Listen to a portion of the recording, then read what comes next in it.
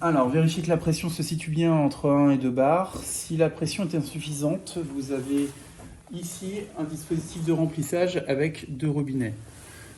On va mettre un peu de lumière, voilà. Donc vous ouvrez le robinet du fond, on ouvre le robinet de devant, on entend l'eau monter, rentrer dans le système en tout cas.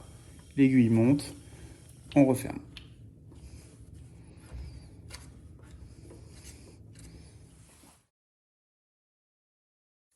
Pour la partie gestion de façade, vous pouvez régler la température de l'eau chaude avec le plus et le moins, valider ou retour en arrière. Donc on va valider.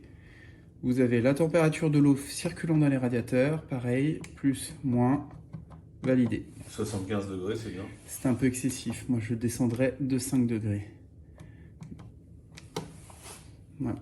Le reste des informations en façade signifie ce qu'elle est en train de faire, 0, on est en stand-by, pas de demande d'eau chaude, pas de demande de chauffage. Bon, après vous avez 1, 2, 3, 4, 5, suivant si elle demande de l'eau chaude, si elle demande du chauffage, si elle est en post-ventilation.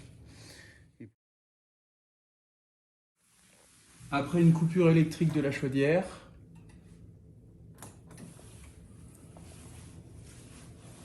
celle-ci se met en séquence de test qui prend environ 1 minute et demie, 2 minutes.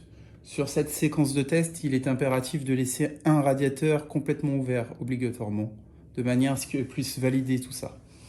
Si ce n'est pas le cas, vous allez avoir une anomalie qui va s'afficher, qui vous obligera à faire un reset. Voilà. Donc là, on se retrouve avec les icônes. Donc elle a validé l'autodiagnostic, elle est prête à l'emploi.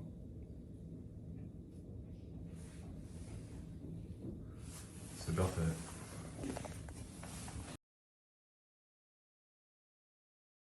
Donc là, elle est en mode manuel, avec une température constante. Possibilité de faire des programmations. Je ne vois pas trop l'intérêt pour le coup. Tout simplement, monter la température. 23 par exemple. Il va y avoir une petite flamèche qui va s'afficher sur le boîtier quand il sera en demande. Voilà, elle est ici. La chaudière vient de réagir. Voilà, 8, donc pré-ventilation de la chambre, et puis après démarrage du boiler pour mise en température du réseau chauffage. À l'inverse, on veut couper le chauffage, il suffit de baisser la température plus bas que la consigne, puisque ça c'est ce qu'on appelle votre consigne, et ça c'est la température captée par le boîtier actuellement. Donc une fois que la consigne est plus basse que la température, la flamme va disparaître et la chaudière s'arrête. Notamment l'été, en fait, il suffit de mettre à 14. Exactement. Voilà. Et pas de chauffage dans ce cas. Et quand on part en vacances et qu'il fait froid, on descend hors gel à combien? Alors si c'est longtemps, on peut descendre à 16 degrés.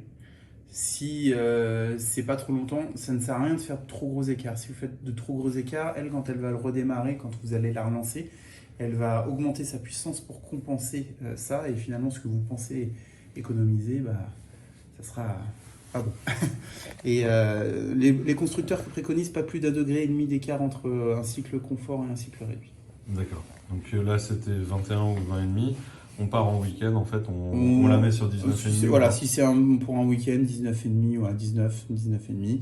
Si c'est pour plus longtemps, si c'est pour une semaine, on peut descendre un peu plus, puisque là, le temps est plus long, donc forcément, même si au redémarrage, elle va utiliser plus de puissance, ça n'ira pas jusqu'à faire la consommation que vous avez économisée sur une semaine.